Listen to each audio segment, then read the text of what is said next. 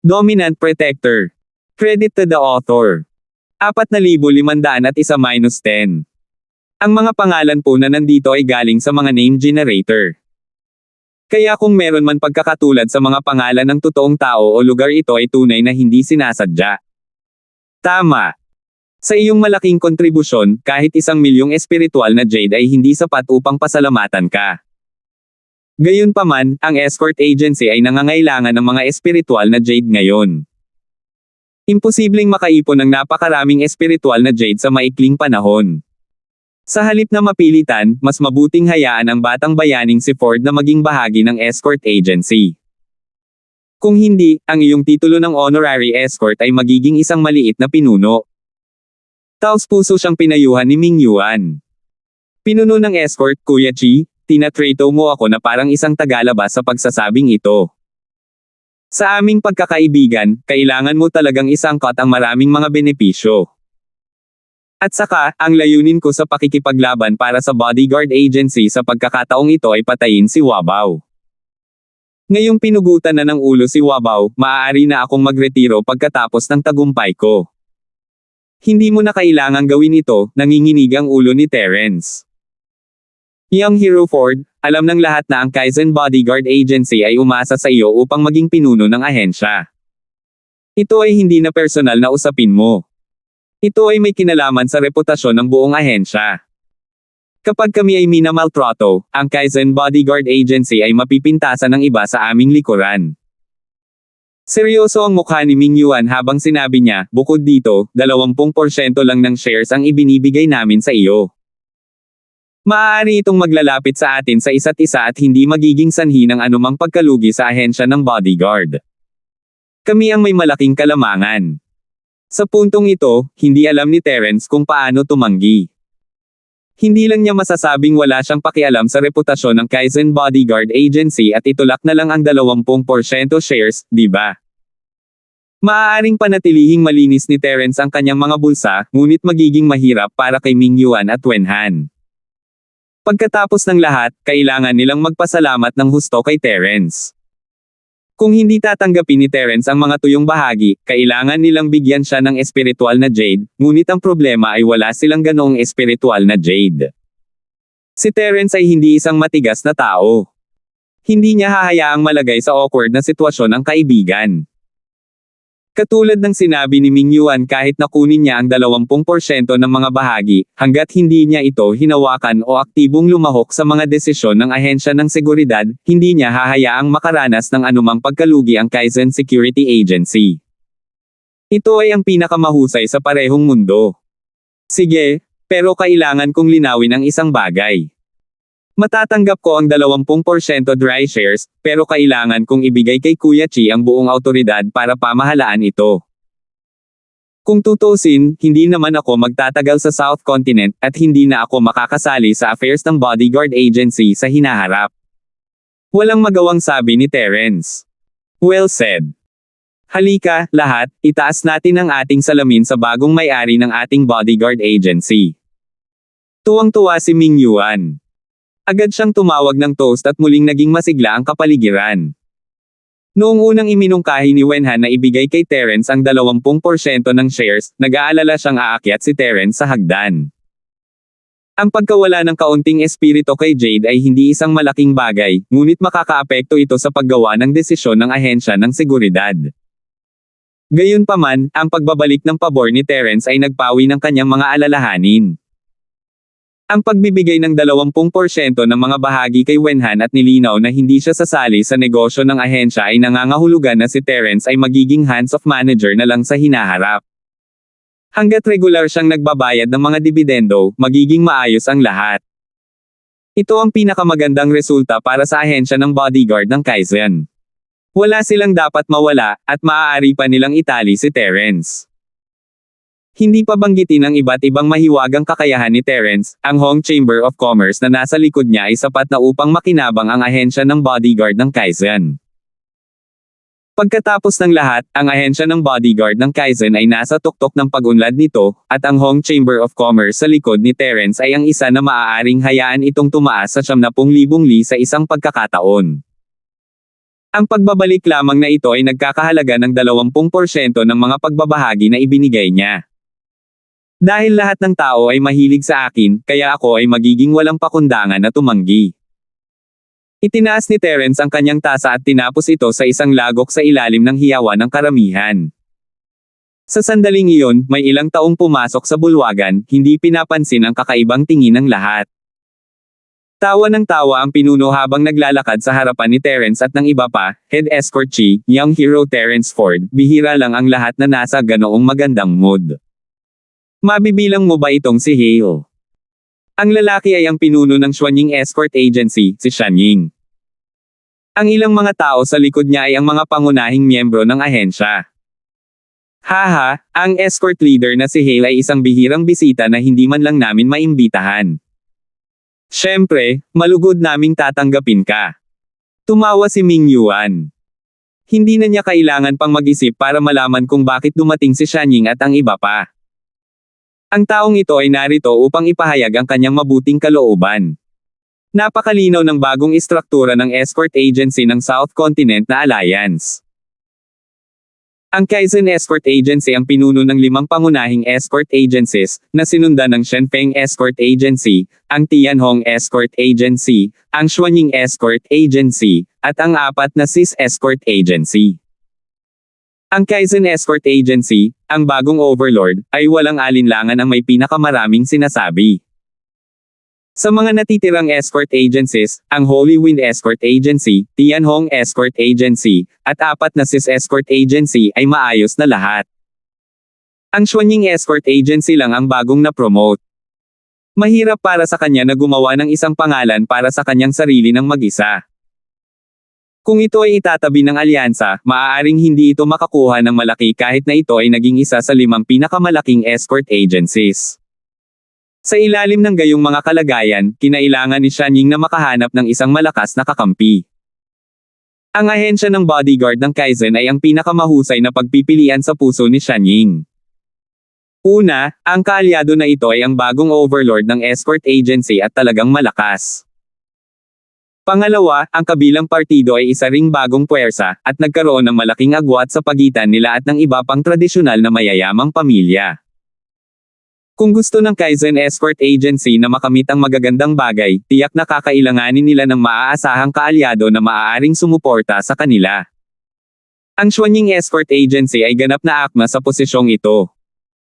Sa makatuwid, sa mata ni Ming Yuan at Shanying, ang Kaizen Escort Agency at Xuanying Escort Agency ay nagiging mas malapit sa isa't isa. Ito ay isang win-win situation para sa magkabilang partido. Kaya naman sinamantala ni Shanying ang pagkakataon na pumunta sa celebration party para suportahan sila. Si Ming Yuan, sa kabilang banda, ay malugod silang tinanggap ng nakangiti at hindi tinanggihan ang sinuman. Bilang isang overlord, si Shanying ay kailangang magkaroon ng malupit na panig sa kanya, ngunit siya ay makinis sa harap ni Terence at ng iba pa. Nagawa niyang makalapit sa kanila sa ilang salita lamang, ngunit ang taong higit niyang pinuri ay hindi si Ming Yuan, ang escort leader, kundi si Terence, na nag-iwan ng malalim na impresyon sa kanya. Naiintindihan ng mga bayani ang isa't isa, at iginagalang ni Shanying si Terence. Kung hindi siya ganoon kainteresado kay Terence, hindi siya papayag na ibaba ang kanyang status at suportahan ang Kaizen Bodyguard Agency kahit na gusto niyang makipag-alyansa sa Xuanying Bodyguard Agency. Siyempre, hindi niya alam kung may mas malalim na kahulugan sa likod ng papuri na ito, ngunit hindi naniniwala si Terence na ang isang bayaning tulad ni Shanying ay isang tagahanga lamang. Mas tumpak na sabihin na sinusubukan niyang patayin siya. Batay sa kanyang hula, sinusubukan ni Shanying na makipaghiwalay sa pagitan niya at ng mag-amang Chinang makalapit siya sa ahensya ng bodyguard ng Kaizen. Ang mga salitang natitirang serbisyo ay sapat na upang mag-iwan ng nakamamatay na buhol sa mga puso ng magkabilang panig. Gayunpaman, ang relasyon sa pagitan ni Terence at ng Kaizen Bodyguard Agency ay hindi isang bagay na mauunawaan ng mga tagalabas. 4,502. Hindi niya alam kung may ganoong intensyon si Shanying, alinman baka may mas emosyonal siyang side sa kanya, at gusto lang niya si Terence. Natapos ang selebrasyon kung saan ang host at ang mga bisita ay nagsaya sa kanilang sarili sa kanilang puso, at lahat ay umalis pagkatapos noon. Gayunpaman, napansin ni Terence na nakahanap sina Ming Yuan at Shanying ng isang pribadong silid upang magkaroon ng pag-uusap sa gabi, malinaw na upang tapusin ang hinaharap na partnership sa pagitan ng dalawang ahensya ng escort. Isa itong malaking kaganapan na maaaring makaapekto sa escort agency ng buong Timog Kontinente na alliance, ngunit wala itong kinalaman kay Terence. Gaya nga ng sinabi niya, wala siyang interes na makisali sa mga gawain ng escort agency. Natapos ang pulong ng ahensya ng escort ng South Continent, ngunit hindi umalis ang mga ahensya ng escort. Sa kabaligtaran, ang mga taong namamahala sa mga ahensya ng escort ay nasa sabik. Ayon sa mga patakaran, gaganapin bukas ang pulong ng alliance ng mga escort agencies ng South Continent. Sa pulong na ito, magkakaroon ng mga kinatawan mula sa daan-daang Chamber of Commerce sa lugar ng dagat ng Timog Kontinente. Ang malalaking order ay tatapusin sa pulong bukas. Ito ay isang piging upang hatiin ang mga bunga ng tagumpay. Kung mas mataas ang ranking, mas maraming benepisyo ang matatanggap ng escort agency. Walang alinlangan, ang Kaizen Escort Agency ang magiging pinakamalaking panalo. Ngunit ang lahat ng ito ay wala ng kinalaman kay Terence. Ang tanging bagay na kailangan niyang gawin ngayon ay magpahinga at magpagaling, at bumalik sa North Island pagkatapos niya matapos dito. Siyempre, sa personalidad ni Terence, hindi siya pwedeng umupo na lang at walang magawa. Kahit isang gabi lang, buong effort niya sa pagsasanay at pagsisikap na makalusot. Kasabay nito, sa isa pang high-class na inn sa tapat ng inn kung saan tinutuluyan ng Kaizen Bodyguard Agency, nag-iisang umiinom si Kobe sa isang eleganteng kwarto. Puno ng depresyon ang mukha niya. Hindi niya maiwasang malungkot. Noong nakaraang gabi, nakikipag-inuman pa rin siya kasama sina Haonan at Wabaw sa iisang silid, pinagpapantasyahan ang magandang kinabukasan ng pagyurak hanggang kamatayan sa ahensya ng bodyguard ng Kaizen at pag-akyat sa trono ng ahensya ng bodyguard. Isang araw lang ang lumipas, pero nagbago na ang lahat. Ang pagkakakilanlan nina Cheng Hao at Wabaw bilang masasamang magsasaka ay nalantad sa publiko, at sila ay namatay o nakatakas. Ngunit ngayon, ang pangalawang lugar na pinaghirapan ng ahensya ng Longzhou Escort na makuha ay kinansela kaagad. Kahit na siya ay maaaring magpatuloy na manatili sa South Continent Escort Agency Alliance sa hinaharap ay nakasalalay sa mood ng iba. Nang maisip niya ang sharing of spoils, meeting na gaganapin bukas, si Kobe ay nanlumo na gusto niyang umiyak ngunit walang luha. Pagkaraan ng 2 tasa ng alak, siya ay nasa ulirat na. Gumalaw ang bintana at umihip ang malamig na hangin. Ang Kobe, natulala, ay hindi maiwasang manginig. Hindi niya namamalayan na gusto niyang bumangon at isara ang bintana. Gayunpaman, nang mapansin niya ang biglang pagsulpot ng isang figure sa tabi niya, agad siyang nabigla. Ang kanyang lasing na estado ay agad na napawi sa kanyang katawan.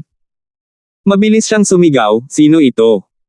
Totoo na ang isang marangal na tao ay nakakalimot ng mga bagay. Escort Chief Long, hindi mo man lang ako makikilala ng ganoon kabilis. Sa mga salitang ito, naging malinaw sa mga mata ng Kobe ang hitsura ni Haonan. Arg! Ikaw pala. Hindi napigilan ni Kobe na mabigla ulit. Bilang masamang magsasaka na itinuro ng walang hangganang dagat sa mismong lugar, si Haonan ay isa na ngayong daga sa kalye na gustong talunin ng lahat sa Demon Cold City. Kung sino pa man, nakatakas na sana sila sa kalagitnaan ng gabi. Hindi niya inaasahan na narito pa rin siya at naglakas loob pang ang bumalik para hanapin siya ng buong tapang. What's wrong? Sana hindi mo ako ay welcome, Chief Long. Tumingin si Haonan kay Kobe na may ngiti na hindi ngiti. Pagkatapos, umupo siya at ibinuhos ang sarili sa isang tasa ng alak, ininom ito sa isang maayos na paraan. Why would I? Kobe subconsciously looked out the window again. Matapos makumpirmang walang nakapansin, muli siyang umupo at ngumiti ng mapait kay Haonan. Alam ko na matagal ka ng masamang magsasaka. Walang pakialam ang isang tao sa mga bagay na walang kabuluhan. Gumagamit lang ng iba't ibang pamamaraan ang mga mabubuti at masasamang magsasaka. Hindi na ako makaluma. Imposibleng makalumang bagay na ito. Ang walang hangganang dagat ay hindi tumyupad sa kanyang salita. Paano kita masisisi? That's good. Chief Escort Long is indeed someone who makes friends. I didn't misjudge you. Tumango si Haonan, pagkatapos ay bumantong hininga ng may galit, AI, malapit na tayong magtagumpay, ngunit lahat ng ito ay walang hangganang dagat at kasalanan ni Terence Ford. Nahulog sila. Tama, walang hangganang dagat, Terence Ford, lahat ng ito ay dahil sa 2 taong ito. Sa pagbanggit nito, si Kobe ay nagalit din kaya nagngangalit ang kanyang mga ngipin. Kung hindi dahil sa walang hangganang pagkakanulo ng dagat, hindi ito mangyayari. Ngunit kung hindi dahil kay Terence Ford, hindi kanya pinilit, ang vice escort leader na si Cheng, na gamitin ang kasanayang iyon sa body sea darkening skill. Kung nangyari iyon, walang kamatayan si Lee. Black magic practitioner, ngunit hindi ikaw ang dapat sisihin. Tama. Patay na si Wabaw, kaya walang ebidensya. Hanggat hindi natin aminin, hindi mahalaga kung gaano kalalim ang dagat na subukang tumstigo. Ngunit si Terence Ford ang nagtulak sa atin ng ganito, at ngayon ay kasali na rin ako. Ito ay kalokohan. Habang nagsasalita si Haonan, uminom siya ng 3 tasa ng sunod-sunod at ngini siya ng isang mabangis na ekspresyon, karapat-dapat mamatay ang walang hangganang dagat, at itong si Terence Ford ay karapat-dapat na mamatay pa. Siguradong hindi ko sila bibitawan. Oh! Baka may magandang plano ang vice escort leader na si Cheng. Agad na umangat ang diwa ni Kobe. Sa tono ni Haonan, parang hindi lang siya nagrereklamo, bagkus ay parang may plano. Bagamat hindi siya kaawa-awa gaya ni Haonan, ang pagkamuhi ng Kobe kay Terence Ford at walang hangganang dagat ay hindi mas mababa kaysa kay Haonan. Pagkatapos ng lahat, ang dahilan kung bakit nahulog ang Longzhou Escort Agency sa kalahating patay na estado ay dahil sa 2 taong ito. Ito ang pundasyon ng kanyang gawain sa buhay. Hehe, kung gusto mong magtanong, mayroon akong napakatalino na plano. Malalim ng ngiti si Haonan. Sabihin mo sa akin dali. Naiinip na tanong ni Kobe. Ang aking napakatalino na plano ay talagang napakasimple. Hanggat kumilos ang isang tao, ito man ay Terence Ford o walang hangganang dagat, pareho silang patay sigurado, hehehehe. Buong pagmamalaking humigop ng kanyang alak si Haonan. Sino te? Nagningning ang mata ni Kobe. Wabaw. Sinulyapan siya ni Haonan at dahan-daang bumigkas ng 3 salita. Ano? Wabaw. Hindi ba patay na siya? Natigilan si Kobe. Sa araw, sa mga guho ng arena, malinaw na namatay si Wabaw. Ang kanyang buong katawan ay pinasabog ng ligaw na apoy ni Terence Ford na libong paputok na kamao. Halatang patay na siya, mabubuhay pa kaya siya. Mahirap paniwalaan ang Kobe. Gayunpaman, hindi naman siya isang heretic practitioner kung tutuusin. Marahil ay talagang mayroong isang pamamaraan na lumalaban sa langit na maaaring bumuhay ng mga patay sa pamamaraan ng paglilinang ng ereheng practitioner. Tama, patay na siya. Ang mga salita ni Haonan ay nagpawi sa hindi makatutuhanang hula ni Kobe. Malamig siyang ngumiti at sinabing, ngunit kahit mamatay sila, kapaki-pakinabang pa rin sila. Bakit mo naman nasabi? Pagkaraan ng mahabang narinig ni Kuiba ay natigilan siya. Hindi niya maiwasang mataranta. Anong silbi niyan? 4,503. Dahil kailangan nating magsanay ng magkasama, naging malapit ako kay Wabaw nitong mga nakaraang taon. Alam ko ang lahat tungkol sa kanya. Si Haonan ay kampante na tumawa, pagkatapos ay nagsabi, minsan niyang sinabi sa akin na mayroon siyang isang master na napakalakas. Lahat ng kanyang heretic practitioner techniques ay personal na itinuro sa kanya ng kanyang master. Ngayong namatay na ang kanyang disipulo sa mga kamay ni Terence Ford, kung malalaman ito ng kanyang amo, sa palagay mo ba hahayaan niyang mapahinga ang bagay na ito? Tiyak na hindi posible iyon. Natuwa agad ang Kobe. Ang kanyang mga mata ay nagniningning habang hinihimas ang kanyang mga kamay at sinabing, kung isa lamang itong ordinaryong in-name na disipulo, maaaring hindi ito isang malaking bagay. Ngunit dahil ang pamamaraan ng paglilinang ni Wabaw ay personal na itinuro ng kanyang master, siya ay isang direktang disipulo, at ang kanyang katayuan ay kapareho ng kanyang sariling anak. Imposibleng hindi siya magagalit pagkatapos malaman ito. Hehe, tama na. Tumango si Haonan. Kung ang kanyang anak na si Cheng Kaizen ay namatay, siya ay lilipad sa galit. Ngayong patay na si Wabaw, magiging ganoon din ang kanyang amo. So, pinaplano ni Vice Escort Cheng na hanapin ang amo ni Wabaw. Tanong ni Kobe. Mali. Hindi ito plano. Nakahanap na ako. Kampante namang tumawa si Haunan. Ah. Napakabilis niya. Kung gayon hindi ba siguradong patay na si Terence Ford? Hindi napigilan ng Kobe na matuwa. Kasabay nito, nabigla rin siya sa kahusayan ni Haunan. Ilang oras pa lang ang lumipas mula noong hinabol siya ng mga taong iyon, at nakipag-ugnayan na ang lalaking ito sa amo ni Wabaw. Makikita kung gaano kagyat ang pagnanais niyang maghiganti. Siyempre, ang Panginoon ni Wabaw ay isang tunay na demonyo, kahit na sa mga masasamang magsasaka, siya ay isang transcendent na pag-iral na may mabangis na reputasyon. Huwag mong tingnan kung gaano kalakas si Wabaw. Sa harap ng kanyang Panginoon, ang antas ng lakas na ito ay hindi karapat-dapat na banggitin. Kahit na ang isang profound stage expert ay mamamatay kung makikilala niya siya. Hanggat handa siyang tumulong, kahit 100 Terence Fords ay mamamatay ng walang pag-aalinlangan, hehehehe. Si Haunan ay tumango ng may kumpiyansa na tingin at tumawa ng nakakatakot. Ang dahilan kung bakit siya nakipagsapalaran na manatili sa malalamig na lungsod ng demonyo ay ang hintayin na dumating ang amo ni Wabaw. Kapag nagkaroon siya ng ganitong malakas na suporta, maaari siyang maging walang prinsipyo at maghiganti sa kanyang sarili. Kahit ang isang profound stage expert ay hindi kayang labanan ito. Mahusay iyon. Tuwang-tuwa ang Kobe. Magulo ang tubig ng South Continent, ngunit hindi ito ang core ng Sky-class Island.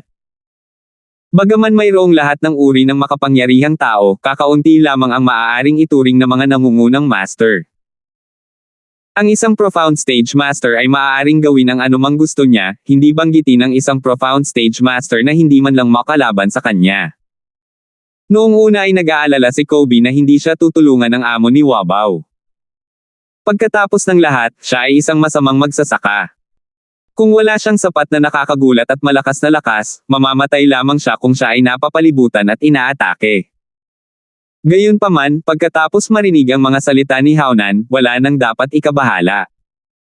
Ang walang hangganang dagat ay kasuklam-suklam at walang kahihiyan. Siya rin ang pangunahing salarin sa likod ng ating pagkamatay. Dapat ba nating hilingin sa ekspertong ito na patayin din siya? Tanong ni Kobe. Ang kanyang pagkamuhi sa walang hangganang dagat ay higit pa kaysa kay Terence. Kung tutusin, pinatay lang ni Terence si Wabaw, ngunit winasak ng walang hangganang dagat ang kanyang buong Dragon Boat Escort. Kung gayon ay kalimutan mo na. Ang walang hangganang dagat ay ang ating personal na kaaway. Ang pagsisikap na iugnay siya sa pagkamatay ni Wabaw ay medyo napakalayo. Maaaring hindi tayo pakinggan ng amo ni Wabaw. Umiling si Haunan at takot na sinabi, kung sa tingin ng ekspertong ito ay ginagamit natin siya, hindi maganda. Oo, totoo yan. Mayroon kaming isang dalubhasa na sumusuporta sa amin, kaya nagdududa ako na walang hangganang dagat ang maglalakas loob na gawin ang lahat sa amin. Magkakaroon tayo ng maraming pagkakataon na alagaan siya sa hinaharap.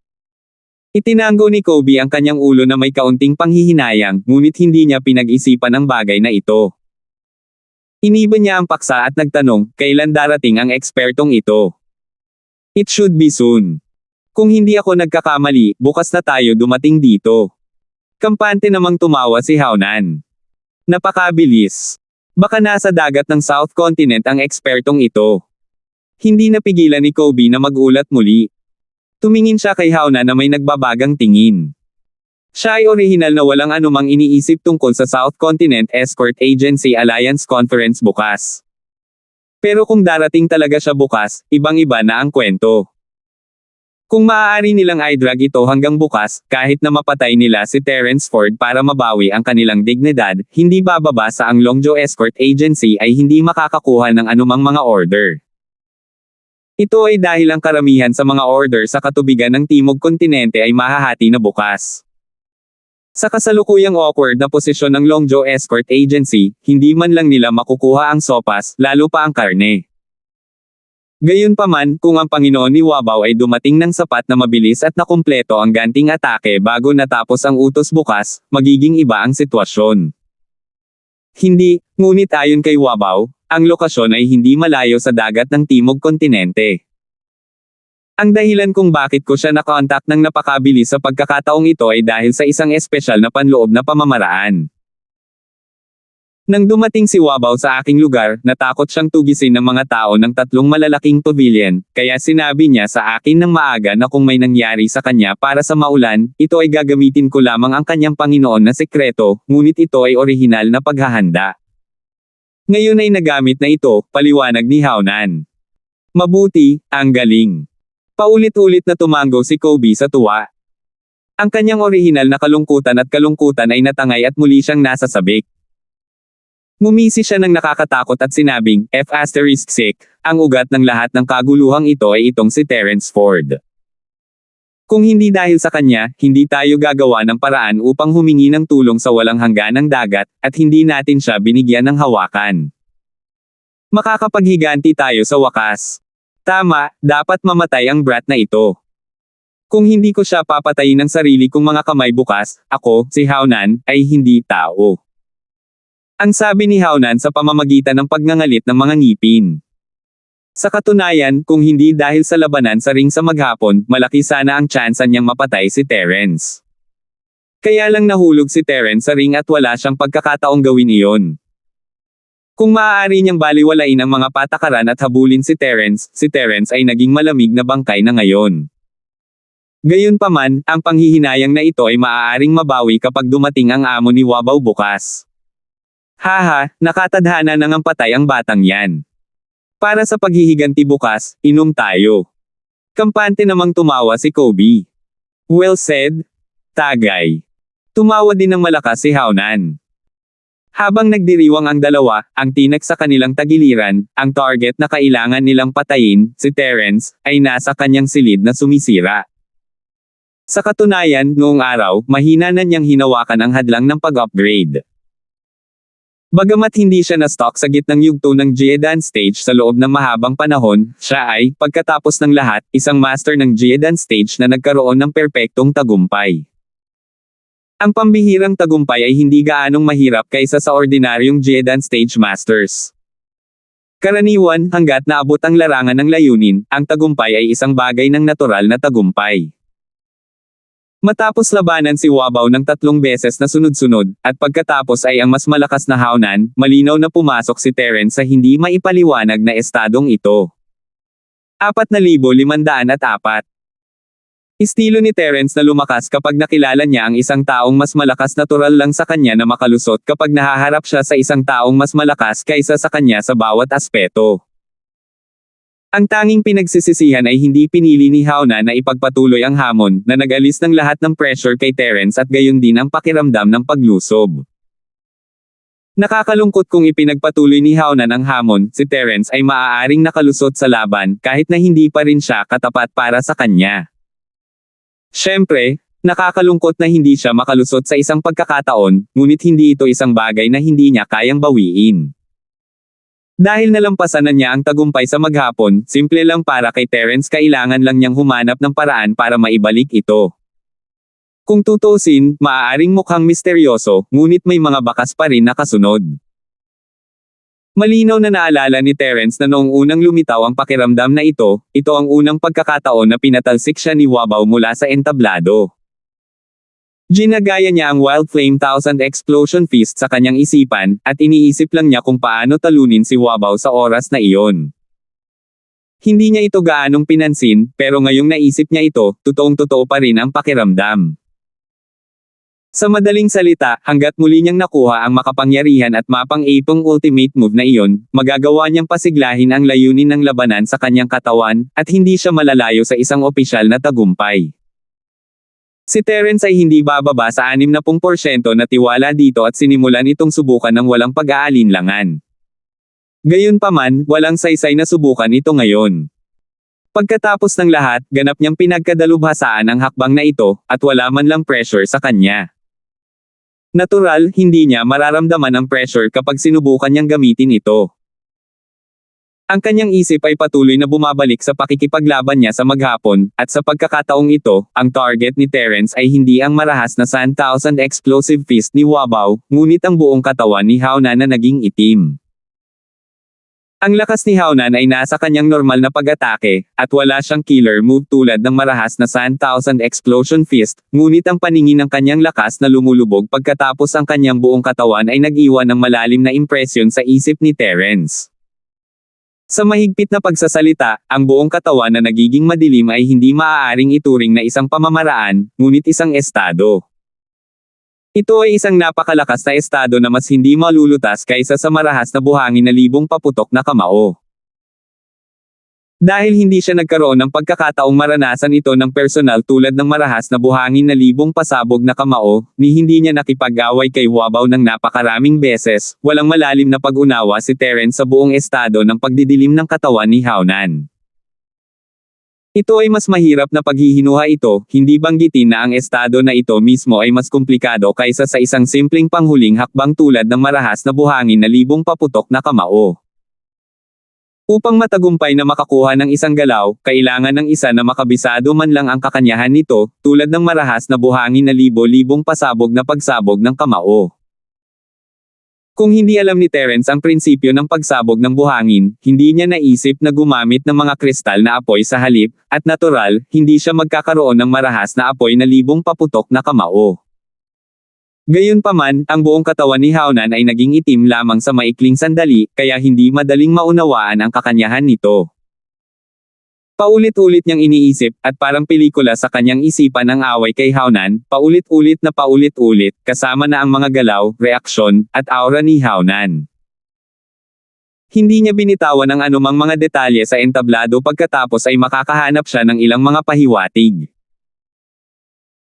Gumamit siya ng mas kaunti sa oras ng insenso para muling buuin ang marahas na buhangin na libong paputok na kamao ni Wabaw, ngunit sa pagkakataong ito, gumugol siya ng kalahating gabi sa pagsubok na alamin ang pagdidilim ng buong katawan ni Hao Nan, at hindi pa rin niya makuha ang punto. Hindi kaya napaka-impeccable ng hakbang na iyon. Hindi napigilan ni Terence na sumimangot nakakagulat na hindi man lang niya maisip ito sa sobrang lakas ng pangunawa. Bigla-bigla, may bumbilya na tumunog sa ulo ni Terence hindi, ang susi ay hindi matapos ang buong katawan ni Hao Nan ay naging itim, ngunit bago. Bagamat may malaking pagkakaiba sa lakas, hindi nagbago ang asensya ng pakikipaglaban ni Hao Nan, bago man ito o pagkatapos na umitim ang buong katawan niya. Ginagamit pa rin niya ang kanyang normal na kamao at sipa. Ang pagkakaiba lamang ay ang kanyang kapangyarihan at bilis ay tumaas ng isang malaking margin. Sa madaling salita, hanggat naiintindihan ng isang tao ang mga ordinaryong suntok at sipa ni Hao Nan, magagawa ng isa na sumabay sa agos at mauunawaan ang pagdidilim ng kanyang buong katawan. Ang dalawang ito ay talagang magkamag-anak. Matapos makarating sa realisasyong ito, medyo bumaba ang hirap ng bawas. Bagamat ang buong katawan ni Hao Nan ay nangitim sa loob lamang ng isang segundo, si Terence ay may malalim na pagkaunawa sa mga normal na suntok at sipa. Sa bagay, matagal na siyang deadlock kay Hao Nan, at medyo nagdusa siya. Bawat suntok at sipa ni Hao Nan ay patuloy na pumapasok sa isip ni Terence, at ang chi sa kanyang katawan ay nagsimulang gumalaw. Ito ay hindi lamang purong pag-unawa, ito ay bahagi ng kanyang sariling pag-unawa. Sa isang tiyak na lawak, ang pag-unawa ay mas maaasahan kaysa sa pag-unawa, at ito ay parang mas totoo, kaya ang epekto ay mas mahusay. Hindi niya alam kung paano ito ginawa ni Hao Nan, ngunit pakiramdam niya ay pumasok siya sa isang ganap na bagong kaharian, isang ganap na bagong larangan ng pisikal na kasanayan. Iba ito sa martial arts. Ang pundasyon ng martial arts ay totoong chi, habang ang pundasyon ng pisikal na sining ay ang pisikal na katawan. Sa katunayan, ito ay medyo katulad ng mga pisikal na masters sa sekular na mundo. Sa mundo ngayon ng paglilinang, kabilang ang 5 malalaking isla, ang martial arts ang nangibabaw sa mundo. Ano man ang antas ng labanan, madalas itong magtatapos sa ilang malalakas na galaw ng martial arts. Napakakaunting mga tao ang nagpumilit na gumamit ng mga pisikal na kasanayan, ngunit syempre, karamihan sa mga taong ito ay dating mga panlabas na magsasaka. Pagkatapos ng lahat, bukod sa mga freaks tulad ni Hao Nan, karamihan sa mga tao ay hindi partikular na nagsasanay ng mga pisikal na kasanayan, dahil nangangailangan ito ng mga taon ng pagsusumikap. Ang susi ay ang mga resulta ng pagsasanay, na hindi gaanong kahanga-hanga kaysa sa bilis ng martial arts. Ang paggugol ng parehong dami ng oras upang makabisado ang isang martial art technique ay sapat na upang mapataas ang lakas ng pakikipaglaban ng isang tao ng 10 puntos. Gayunpaman, kung ginamit ito sa mga pisikal na diskarte, ang lakas ng pakikipaglaban ng isang tao ay maaaring tumaas lamang ng 1 punto, o mas kaunti pa. Napakalaki ng pagkakaiba kaya kitang-kita kung alin ang pipiliin ng isang ordinaryong tao. Ang mabagal na pagpapabuti ay ang pinakamalaking disbentahan ng mga diskarte sa katawan, ngunit sa parehong oras, mayroon itong ganap na kalamangan na walang ibang martial arts technique na maihahambing. Hanggat ang isa ay nagpapatuloy sa paglilinang, ang kapangyarihan ng mga diskarte sa katawan ay maaaring mapabuti ng walang hanggan. Anumang martial technique, gaano man ito kalakas at kahanga-hanga, ay limitado ng lakas at kaharian ng isang tao. Matapos maabot ang isang tiyak na antas, hindi na ito mapapabuti. Kahit na ang isa ay maaaring magpatuloy sa pagsasanay sa kasunod na mga galaw, ang pagpapabuti ay minimal at hindi makasabay sa bagong kaharian.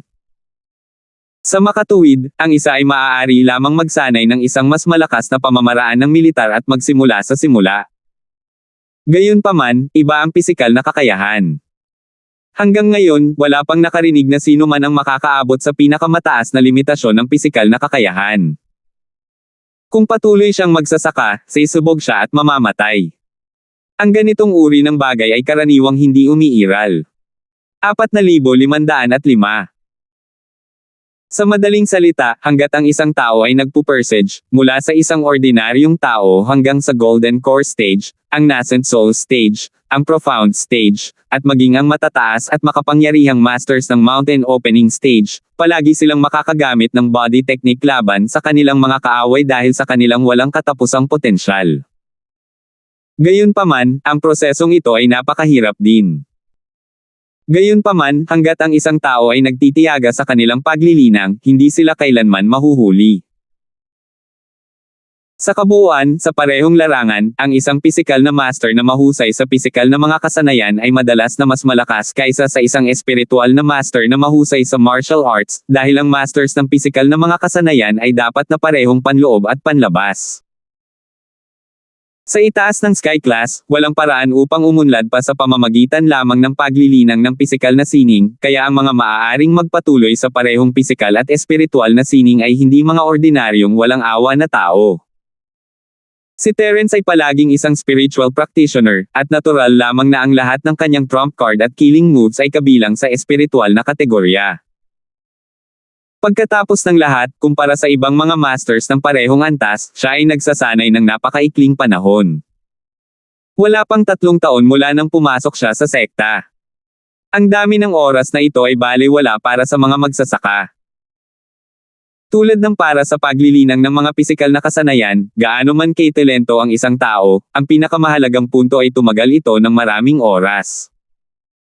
Ito ay isang layunin na katotohanan na hindi maiiwasan ng sinuman. Walang shortcut sa pagmaster ng mga pisikal na kasanayan. Ito ay isang pangkaraniwang pananaw, at noon pa man ay ganoon din ang iniisip ni Terence, ngunit pagkatapos ng kanyang pakikipaglaban kay Haunan ngayon, napagtanto niya na habang ito ay totoo pa, hindi ito ganap na tila. May mga diskarte sa paggawa ng kahit ano.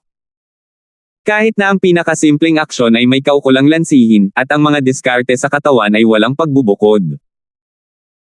Hanggat ang isang tao ay maaaring makabisado ang kakanyahan, ito ay hindi imposible upang makakuha ng 2 beses ang resulta sa kalahati ng pagsisikap. Naniniwala si Terence na ang dahilan kung bakit napakalakas ng pisikal na kakayahan ni Haunan ay hindi lamang dahil ginugol niya ito ng maraming oras, ngunit higit na mahalaga dahil napag-aralan niya ang isang pamamaraan na hindi kaya ng iba na ipasok niya ang purong chi sa kanyang pisikal na kakayahan. Hindi mahirap ihalo si Xin Chi sa ordinaryong kamao at paa. Madali itong gawin ng sinumang magsasaka, ngunit limitado lamang ito sa paggawa nito. Bagamat pinaghalo ang mga ito, ang mga kamao at paa ay mga kamao at paa pa rin, at ang Xin Chi ay si Xin Chi pa rin. Ang kapangyarihan ng dalawa ay hindi maipapatong, ngunit sa halip ay magkasundo sa isa't isa. Ang mga natamo ay hindi nakabawi sa mga pagkalugi.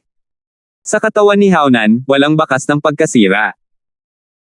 Sa kabaligtaran, ang bawat suntok at sipa ay naglalaman lamang ng kaunting totoong chi, ngunit pinarami nito ang lakas ng kanyang mga suntok at sipa, hanggang sa puntong maaari pa itong makipagkompetensya sa mga ordinaryong martial arts techniques. Ang ganitong paraan ng panloob at panlabas na paglilinang ay masasabing isang banal na kasanayan.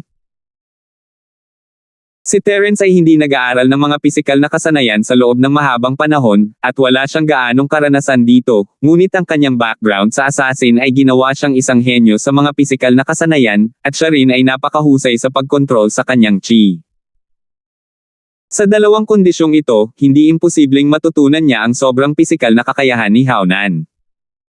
Kahit na hindi niya maabot ang antas ni Haonan sa maikling panahon, hindi imposible na tumaas ng ilang beses ang pisikal na kakayahan ni Terence. Katulad ngayon, pagkatapos ng hindi mabilang na simulation, nakapasok na siya sa isang buong bagong kaharian. Kaya ganoon.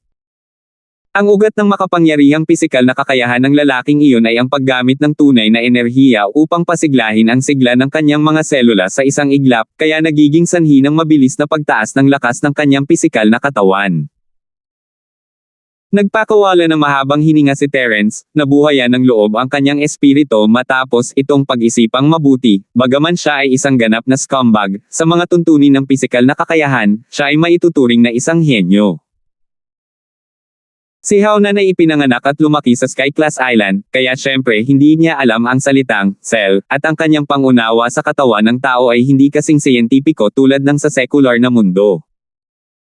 Ganun pa man, nagagawa pa rin niya ito nang walang alam tungkol dito, na isang himala. Ang pagpapasigla sa sigla ng cell sa isang iglap ay isang bagay na maraming nangyari sa siyentipikong pananaliksik ng secular na mundo, ngunit sa Sky-class island na ito ay talagang bihirang bagay. Ang susi ay hindi lamang naisip ni Haonan na gawin ito, ngunit talagang ginawa ito. Ang teknikal na nilalaman na kasangkot ay hindi lamang kaunti. Kung mas malakas ang isang cultivator, mas magiging matigas ang kanilang katawan, at mas magiging malakas ang kanilang cell vitality. Gayunpaman, hindi ito nangangahulugan na madaling gumamit ng totoong enerhiya upang pasiglahin sila. Walang epekto kung ang pagpapasigla ay maliit. Kapag lumampas na sa limitasyon ang intensity ng stimulation, hindi ito tinawag na stimulating cell vitality, ngunit pumapatay ng malaking bilang ng mga cell. Ang tagumpay o kabiguan ay nakasalalay sa kung ang isa ay maaaring tumpak na maunawaan ang antas na ito. Hindi alam ni Terence kung paano nagawa ito ng isang taong tulad ni Haonan, na walang alam tungkol sa mga cell, ngunit isang bagay ang natitiyak niya malamang na napakahirap ng proseso. Kahit na may mataas na talento at pangunawa ni Terence, kasama ang halimbawa ni Haonan, inabot siya ng isang buong gabi upang subukan ito, na inubo ang sarili ng dugo ng ilang beses bago niya tuluyang na-control ang apoy, sa wakas ay naabot niya ang pangunahing antas ng bagong sobrang pisikal na kasanayan. Dahil ito ang prinsipyo sa likod ng super physical technique, kung gayon ang buong katawan ni Haonan na nagiging itim ay dapat na matinding stimulation. Tuwang-tuwa si Terence. Kung ang normal na estado ng super physical technique ay ang pinakaangkop na antas ng pagpapasigla sa mga selula ng katawan, kung gayon ang antas ng pagpapasigla ng buong katawan ni Haonan sa estado ng Blacken ay dapat na ang limitasyon ng pagpapasigla na maaaring mapaglabanan ng kanyang mga selula. Kapag nalampasan na ang limitasyong ito, ang mga selula ng katawan ay direktang papatayin ng tunay na enerhiya. Sa katunayan, kahit na hindi nalampasan ang limitasyon, isang malaking bilang ng mga sel ang mamamatay pagkatapos ng matinding pagpapasigla dahil sa labis na paglabas ng sigla. Sa madaling salita, ang isa ay kailangang magdusa ng isang tiyak na antas ng panloob na pinsala. Ito ang presyo na kailangang bayaran para lumakas sandali. Ang isa ay isang super technique, ang isa ay isang ultimate technique. Pagkatapos ng isang buong gabi ng pagsubok, sa wakas ay nakita ni Terence ang mga pangunahing kaalaman. Kapag ginamit niya ito sa totoong labanan, tiyak na tataas ng husto ang kanyang lakas. Sa kasalukuyang kalagayan ni Terence, kung muli niyang lalabanan si Haonan, malamang na ibang-iba na ang sitwasyon sa dati. Maliban kung si Haonan ay nagpakawala at napunta sa madilim na estado, si Terence ay hindi magpapatalo sa kanya kahit na hindi niya ginamit ang super bomb. Hindi huminto doon si Terence pagkatapos ma-master ang ultimate arts at super arts. Hindi niya nais na gayahin lamang ang mga ito, nais niyang pagsamahin ang kanyang sariling mga lakas at lumikha ng mga bago, tulad ng ligaw na apoy na libong pasabog na kamao. Kung ikukumpara sa marahas na 10,000 explosive fist, mas madali para kay Terence na pagsamahin ang super physical skill sa kanyang sariling specialty. Tulad ng mga butterfly microsteps na iniisip niya, maaari niyang gamitin ang purong chi para pasiglahin ang kanyang mga cell at gawing advanced na bersyon ng super butterfly microsteps. 4,506. Sa katunayan, kung kinakailangan, maaari pa nga itong gawing super limit na butterfly microstep ni Terence.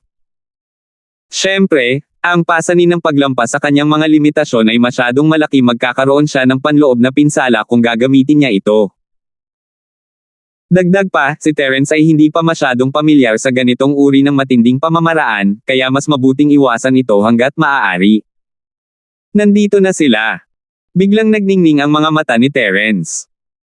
Noong sinusubukan niyang alamin ang super at ultimate arts, muli niyang naramdaman ang nakakapukaw na sensasyon, at nang isipin niya ang tungkol sa super butterfly microstep, ang pakiramdam ay naging mas matindi at magulong.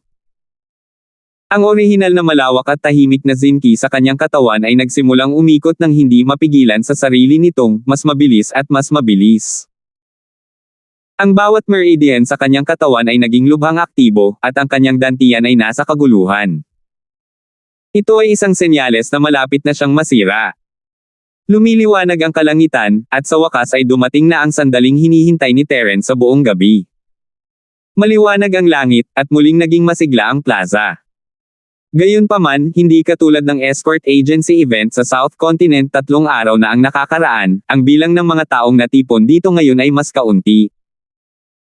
Kung tutuusin, walang kompetisyon at walang excitement na makita. Maliban sa mga miyembro ng escort agency at Chamber of Commerce, walang ibang pupunta dito para makiisa sa saya.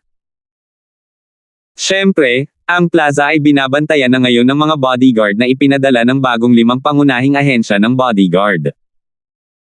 Maliban kung nakatanggap sila ng imbitasyon, ang mga ordinaryong tao ay hindi makalusot kahit na gusto nilang sumali sa kasiyahan. Pagkatapos ng lahat, kailangan nilang pumirma ng isang malaking kontrata sa pag-order sa pulong ngayon, na kinasasangkutan ng maraming mga lihim ng kalakalan. Natural, hindi nila papasukin ang mga tagalabas. Ang pulong ay hindi pa opisyal na nagsisimula, ngunit karamihan sa mga taong naruroon ay dumating na. Si Ming Yuan, ang bagong overlord ng bodyguard agency sa core circle, ay nasa mataas na espiritu, nakikipag-chat at tumatawa. Wala sa mga taong nakatayo sa paligid niya ay mga ordinaryong tao. Si Honest Chai, ang manager ng Hong Chamber of Commerce's Mingluo branch, si Shanying, ang pinuno ng Xuanying Escort Agency, at ang iba pang mga tao ay ang mga pinuno ng kani-kanilang escort agencies at ang mga boss ng Chamber of Commerce. Lahat sila ay mahalagang figure. Sa Mingyuan bilang sentro, isang bagong bilog ng interes ang nabuo. Sa kabilang banda, ang dating sikat na dagat na walang hanggan ay ganap na ngayong disyerto. Walang kahit isang tao sa paligid niya na umalalay sa kanya. Bagamat nagawa ng 4 na cis escort agency na panatilihin ang kanilang posisyon bilang isa sa 5 malalaking escort agencies, alam ng lahat na sila ay nasa awkward na posisyon. Ang mga negosyante ay palaging ang pinakakakayahang umangkop. Imposibleng matulungan sila kapag sila ay nangangailangan. Sa pagtingin kay Mingyuan at sa iba pa, ang walang hangganang mukha ng dagat ay naging berde at lila. Hindi siya pinapansin sa harap ng maraming tao. Paano niya ito matatanggap? Masyadong nakakahiya na ipagpatuloy ang pagiging mag-isa ng ganito, at madaling maging biro. Ang walang hangganang dagat ay nagngangalit ang kanyang mga ngipin at nagkusa na magsimula ng isang pag-uusap. Ito ay hindi maisip noong nakaraan, ngunit ngayon, wala siyang ibang pagpipilian. Gayunpaman, anuman ang mangyari, siya pa rin ang boss ng isa sa 5 malalaking ahensya ng escort. Ang walang hangganang dagat ay hindi nakapagpababa sa sarili upang makipag-usap sa isang ordinaryong tao. Si Mingyuan ay isang pangunahing grupo ng mga tao, kaya hindi siya makapagkusa na lapitan siya at humingi ng snob. Pagkatapos mag-isip tungkol dito, maaari lamang niyang itakda ang kanyang target sa ulo ng Divine Wind Escort, si Bufan. Pagkatapos ng lahat, sila ay nagtrabaho ng magkasama sa loob ng maraming taon at nagkaroon ng kaunting pagkakaibigan. Haha, Heo.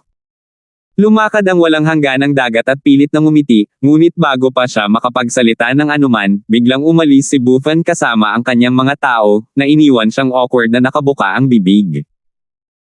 Nilunok niya ang ikalawang kalahati ng kanyang pangungusap. Sinulyapan siya ni Buffon na may ngiti na hindi mukhang ngiti, pagkatapos ay lumingon kay Ming Yuan. Hindi tatanggihan ni Ming Yuan ang isang big shot.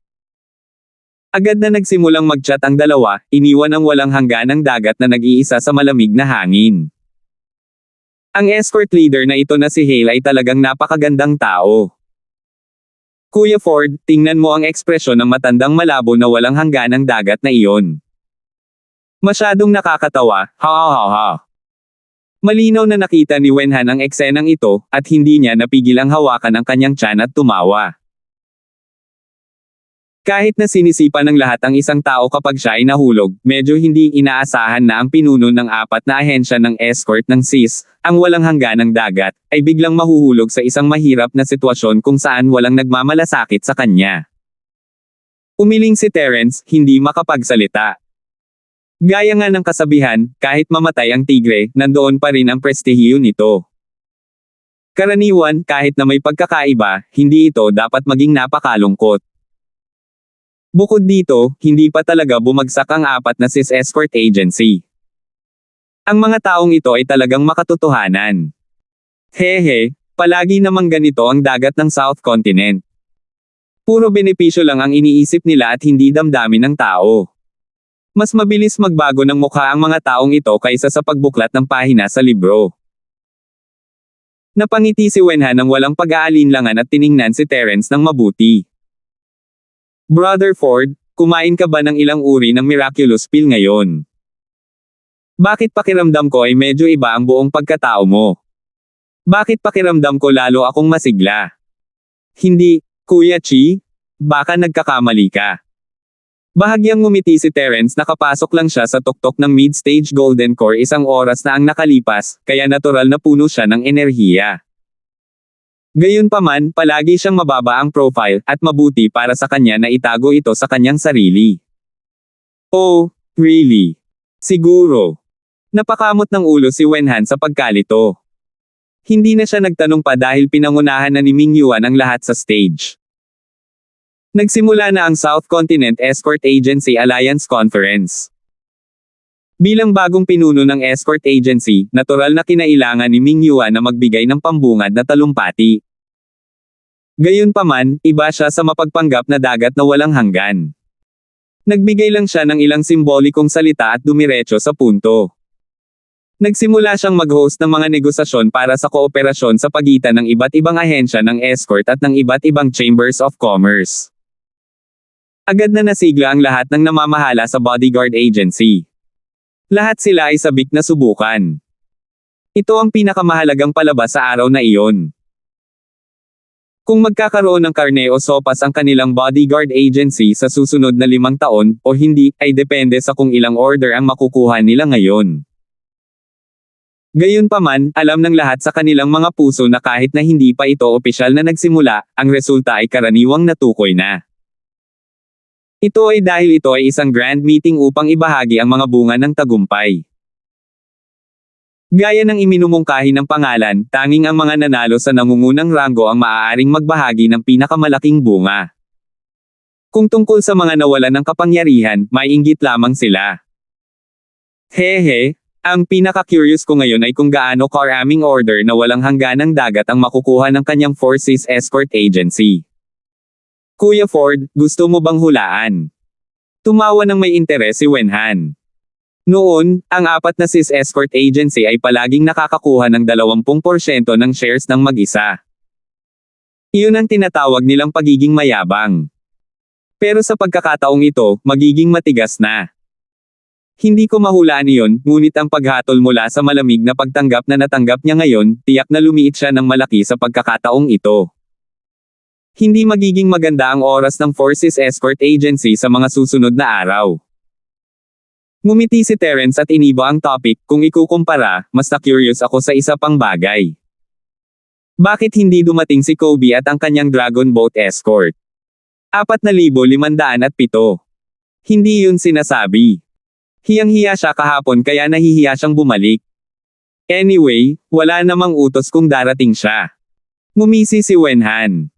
Hindi pwedeng tama yun. Kahit alam niyang walang utos, hindi pa rin inaalis sa listahan ang kanyang Longzhou Escort Agency.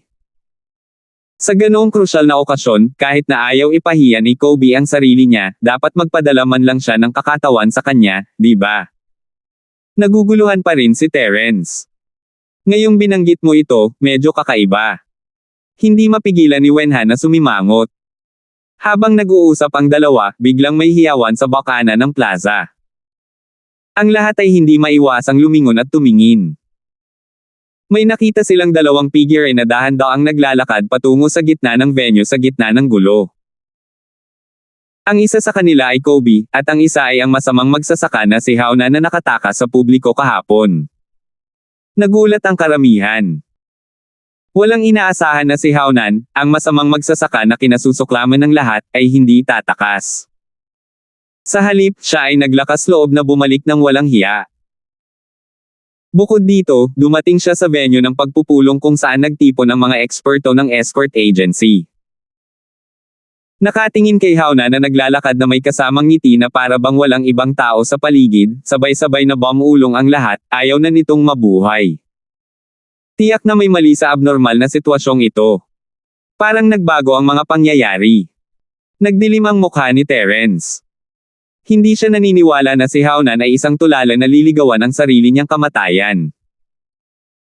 Hindi na siya nagkaroon ng ganoong pag-iisip noon, at pagkatapos niyang matuklasan ang mga intricacies ng Super and Ultimate Arts, hindi na niya ito inisip pa. Si Haonan ay talagang isang napakatalino na tao. Dahil naglakas loob siyang bumalik sa pagkakataong ito, nangangahulugan ito na dapat ay mayroon siyang maaasahan, at ito ay isang bagay na napakalakas na maaari niyang baliwalain ang kanyang pagkakakilanlan bilang isang black magic practitioner. What's wrong? Parang hindi niyo ako tinatanggap. Ang tingin ni Haonan ay dahan-daang dumampi sa mukha ng lahat, ang kanyang mukha ay puno ng kayabangan at pagmamataas, hindi man lang inilalagay ang sinuman sa kanyang mga mata. Natigilan ang buong Moleng Square. Walang magawa silang pinagmamasdan si Haonan at Kobe sa gitna ng venue. Sa wakas ay nag-react si Ming Yuan, na naging kampyon ng kaganapang ito. Malungkot ang kanyang mukha at utos na sana na arestuhin sila. Ang mabuti at masama ay hindi kailanman maaaring magsama. Si Haonan, ang masamang magsasaka na ito, ay talagang nang-ahas na pumunta rito ng walang prinsipyo. Ito ay malinaw na isang provocation sa kanya, ang bagong overlord ng bodyguard agency. Ito ay matatagalan. Ngunit bago pa man makapagsalita si Ming Yuan, ang walang hangganang dagat, na hindi masyadong malayo, ay tumayo na, nagniningning ang kanyang mga mata. Ito ay isang magandang pagkakataon sa harap niya. Kahit gaano siya naging awkward at malamig, basta't maibabalik niya ang reputasyon mula sa masamang magsasaka na ito, malulutas ang lahat. Ang walang hangganang dagat ay walang pasensya na hinampas ang mesa at galit na sinabi, maliwanag na araw. Paano ang isang masamang magsasaka na tulad mo ay bumalik ng mayabang? Sa ngalan ng South Continent Escort Agency. Bago niya matapos ang kanyang mga salita, isang malakas na hangin ang biglang umihip sa Moleng Square. Bumaba mula sa langit ang isang napakakapal at mabigat na itim na fog na may walang katapusang masamang chi, na nagpabago sa mga mukha ng mga tao at nanginginig. Ramdam ang malakas na presyon mula sa itim na ambon, ang lahat ay hindi maiwasang manginig at mapasigaw sa gulat. Ang pangunahing plataporma kung saan naroon si Ming Yuan at ang iba pa ay agad na tinangay ng malakas na hangin. Para sa isang sandali, maraming mga eksperto ay itinapon sa kanilang mga paa at sa isang malungkot na estado. Ilang sandali pa, unti-unting naglaho ang nagngangalit na hangin, at sa loob ng itim na hamog, dahan-daang lumitaw ang figure ng isang matandang lalaki. Siya ay may berdeng buhok at pulang kilay, at ang kanyang hitsura ay hindi masabi na kakaiba. Ang masasamang mata ng matanda ay bumungad sa buong eksena. Hindi siya naglabas ng malakas na aura na lumalaban sa langit, ngunit dahil sa hindi nakikitang pressure, napatigil ang lahat, lalo na si Ming Yuan at ang iba pang pinakamalapit sa kanya. Pakiramdam nila ay biglang nagyelo ang chi at dugo sa kanilang mga katawan, at nakaramdam sila ng lamig ng buto ng walang dahilan. Bakit ang taong ito ay mukhang katulad ni Wabaw? Bulong ni Terence sa sarili habang nakatingin sa kakaibang matandang lalaki mula sa malayo.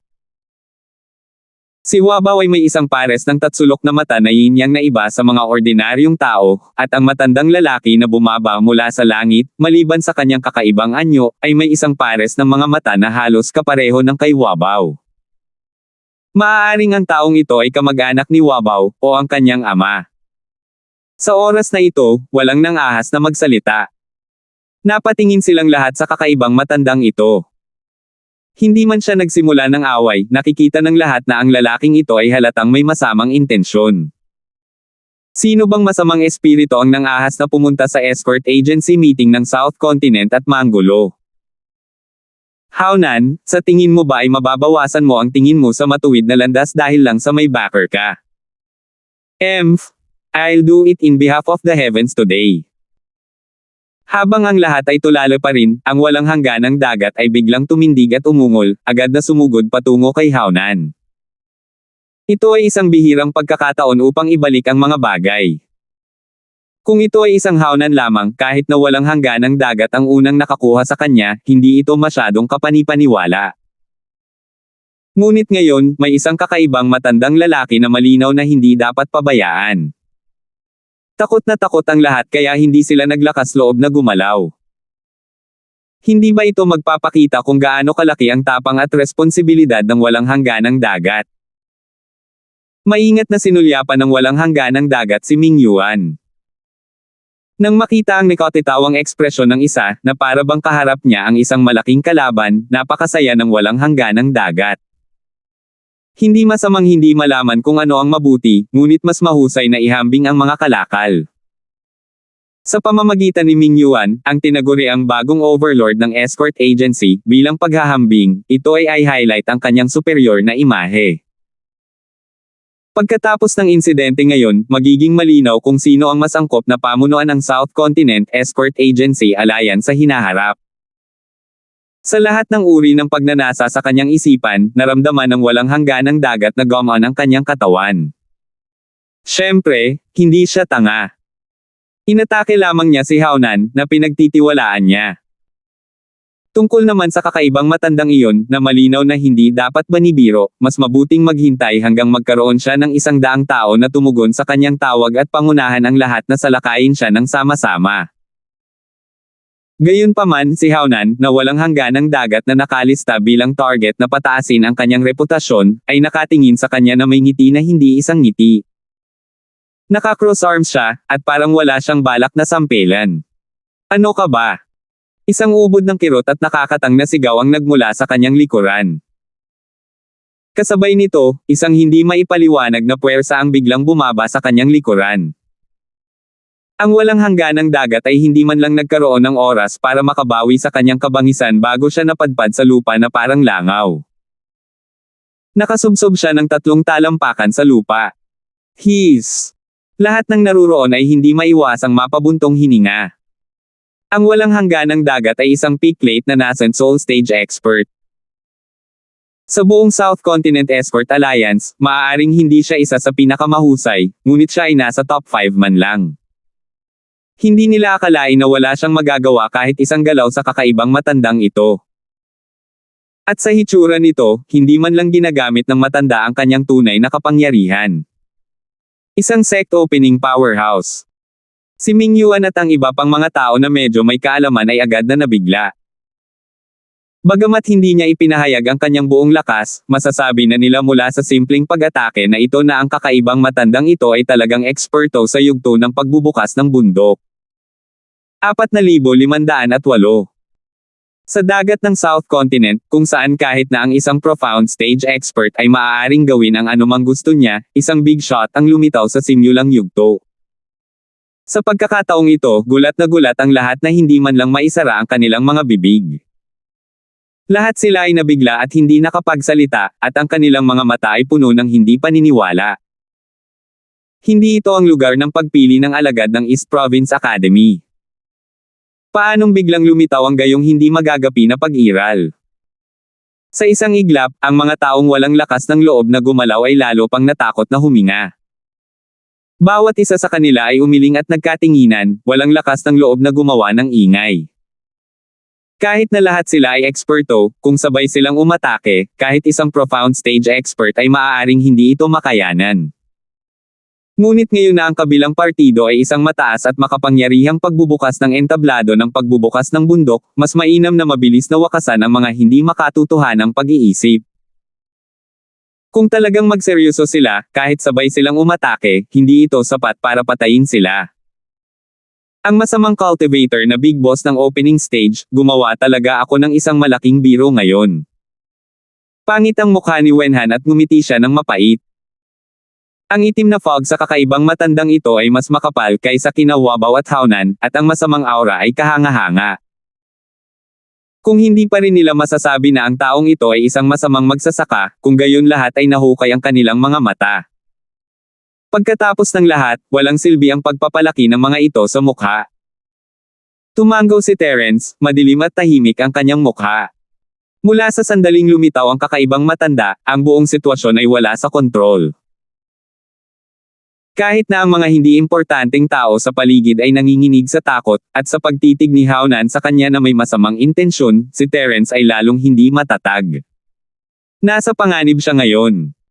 Naikuyom ni Terence ang kanyang mga kamao, hindi na siya maaaring umasa sa iba ngayon, kailangan niyang umasa sa kanyang sarili. Napakaraming tao dito, sinasabing hindi maaaring magsama ang mabuti at masama, at si Haunan ay hinahabol na parang daga sa kalye, ngunit noon na. Sa ganap na lakas, ang isa ay magkakaroon ng ganap na karapatang magsalita. Sa nakakatakot na lakas ng kakaibang matandang ito, hindi mahalaga kung siya ay isang masamang magsasaka o hindi. Dahil kahit ano pa ang sabihin niya, walang maglalakas loob na lumaban. Kapag sila ay lumaban, magkakaroon lamang ng isang wakas, ang kamatayan. Ang sitwasyon ay mas malakas kaysa sa mga tao. Sa oras na ito, walang nang-ahas na hindi yumuko ang kanilang mga ulo. Not to mention that the other party was an evil cultivator, even if the other party was the leader of the bandits who robs them of all their assets, walang sinumang naruroon ang nang-ahas na kumilos ng padalos-dalos. Mapapangagot lamang sila ng kanilang mga ngipin at malunok ang kanilang dugo, masunaring ibinaon ang kanilang mga ulo at nagkukunwaring mga ostrich. Sa harap ng isang masamang magsasaka sa simula ng bundok, hindi nakakalungkot na magpanggap na apo, ngunit malungkot na mamatay. Sa patay na katahimikan, ang walang hangganang dagat, na nakabaon sa lupa, ay pilit na bumangon. Puno ng dugo ang mukha niya, at humihingal siya. Pagkatapos ng lahat, siya ay isang peak-late na nascent soul stage expert. Bago pa magseryoso ang kanyang kalaban, hindi siya mamamatay ng ganoon kadali.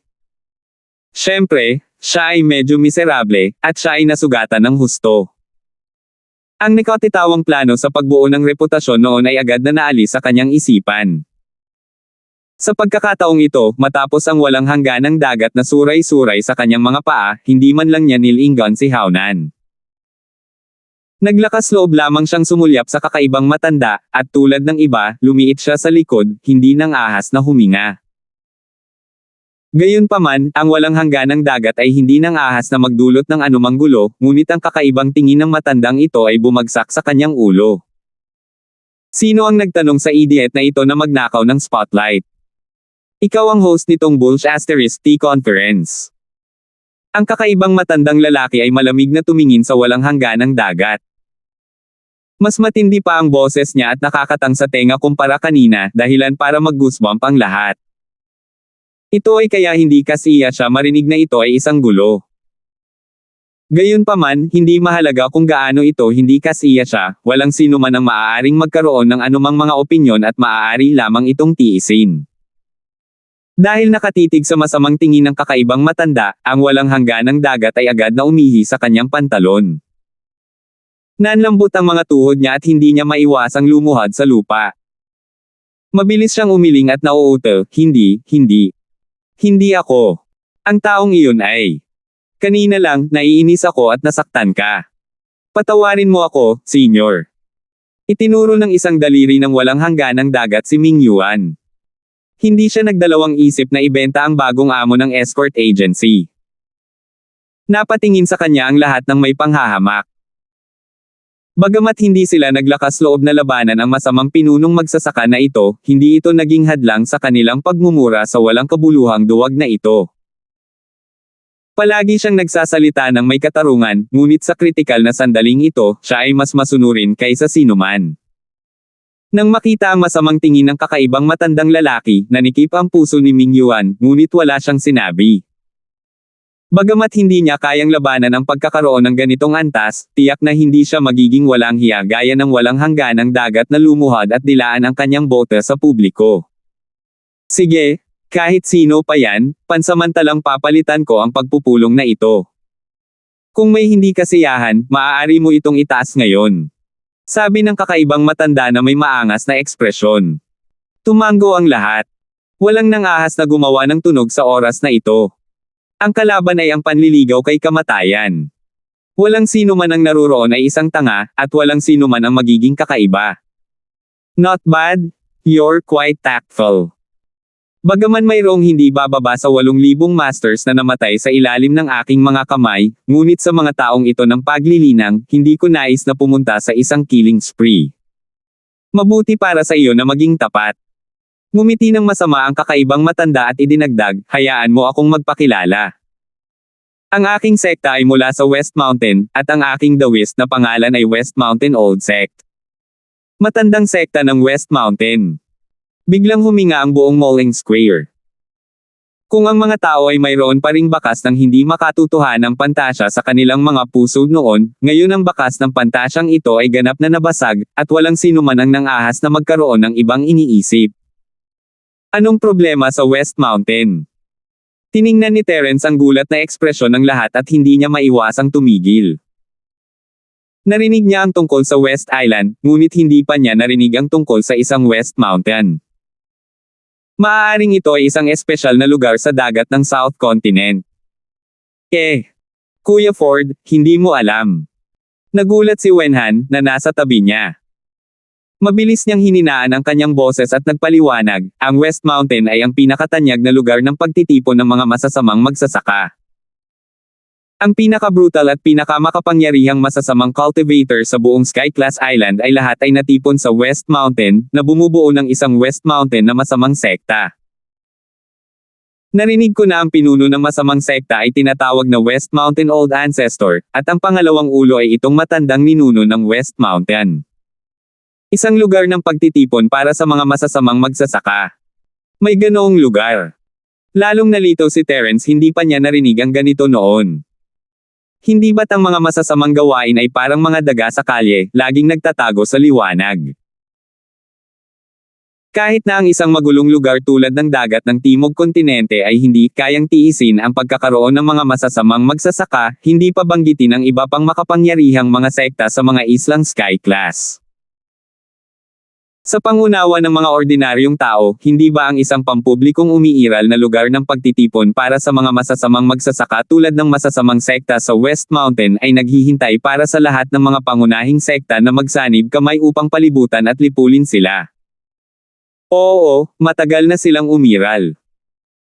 Nabalitaan ko na maraming taon na ang nakalipas, nagsanib puwersa pa nga ang mga pangunahing sekta sa gitna, hilaga, at kanluran ng mga isla para palibutan at sugpuin sila, ngunit ang resulta ay naiwang hindi maayos.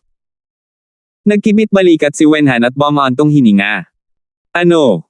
Ganito kalakas ang West Mountain Evil Sect? Gulat na tanong ni Terence. 4,500. Bagamat sinabi na ang isang sect opening powerhouse ay hindi magiging masyadong mahina, napakaraming makapangyarihang sekta sa Sky-class Island na hindi dapat pabayaan.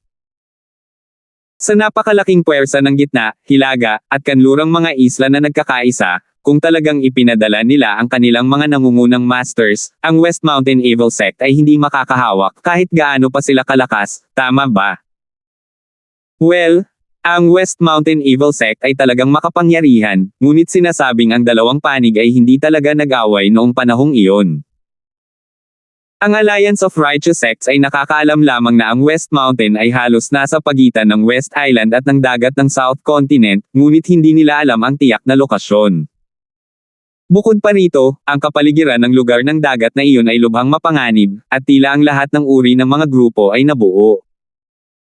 Isang buwan doon at hindi pa rin mahanap ang pugad ng masasamang sekta sa West Mountain, kaya wala silang pagpipilian kundi pabayaan ito. Paliwanag ni Wenhan. Narinig lamang niya ang tungkol dito mula sa ibang tao, at hindi niya alam ang tungkol dito. Sinabi lang niya kay Terence ang pinakalat na ipinakalat na bersyon, ngunit ang taong sangkot lamang ang nakakaalam kung ito ay totoo. Nakikita ko. Tumanggaw si Terence makatuwiran ito. Nakakahiya kung hindi matalo ng matuwid na alyansa ang masamang sekta sa West Mountain sa isang direktang laban. Ito ay magiging bersyon ng Sky Class Island ng 6 na malalaking sekta na kumukubkob sa Light Peak. Habang nagbubulungan silang dalawa, naglakad na si Haunan papunta sa gilid ng Sect Master ng West Mountain na may masamang tingin sa mukha. Ang sumunod na sinabi ng Sect Master ng West Mountain ay nagpatingkit sa mga talukap ng mata ng lahat. Si Haunan ay isang alagad na ng aming sekta, at opisyal ko na siyang tinanggap bilang aking disipulo. Sa mga sinabi mo, parang gusto mo siyang patayin. Hindi, walang ganoon. Senior, mali ang pagkakaintindi mo. Ang walang hangganang dagat ay natakot sa kalahating kamatayan at mabilis na sinubukang ipaliwanag ang kanyang sarili. Bigla niyang nakita ang mapanuksong mukha ni Terence mula sa gilid ng kanyang mata at agad na sumigaw, Terence Ford ito, oo, gusto siyang patayin ni Terence Ford. Muling natahimik ang lahat. Ang walang hanggan na dagat ay ang tanging maaaring maging ganito kawalanjiya. Kanina lang, malinaw na gustong gamitin ng taong ito si Haunan para palakasin ang kanyang reputasyon, ngunit ngayong nalalapit na ang sakuna, itinulak niya ang sisi kay Terence Ford nang hindi man lang kumukurap. Terence Ford. Nakatingin sa direksyong itinuturo ng walang hangganang dagat, ang hindi magiliw na mga mata ng matandang sekta ng West Mountain ay dumapo kay Terence. Malamig siyang tumawa, ang dati kong disipulo, si Wabaw, ay namatay sa iyong mga kamay. Hindi masama. Mahinahong tumanggo si Terence. Hindi niya ito maitatanggi, at sa kanyang pagkatao, hindi rin niya iyon magagawa. Kung tutuusin, hindi naman siya walang hangganang dagat.